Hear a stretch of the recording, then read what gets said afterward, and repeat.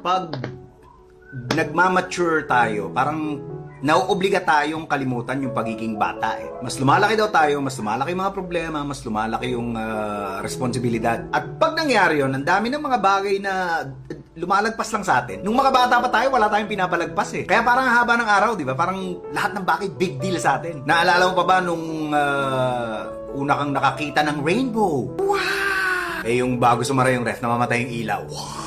Naalala mo ba nung una kang maligo sa ulan? Nung una kang nakatikim ng chocolate? Yung nakaiga ka, tapos nakatingin ka sa kisame na may water stain, tapos parang kung ano-ano yung nakikita mo. Naalala mo nung una kang nakainom ng Coke?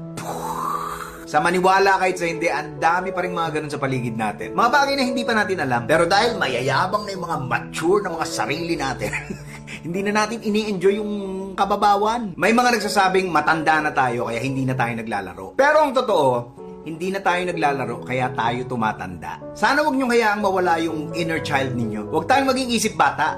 Dapat pusong bata. Para kahit gaano kaliit, kahit gaano kababaw, kahit gaano ka walang kwenta sa iba, ang importante, makahanap tayo ng dahilan para maging masaya. Deserve mo rin namang mag-relax. Deserve mo rin namang magpaganda. Deserve mo rin namang magpahinga. Deserve mo rin bilhin yung mga gusto mo.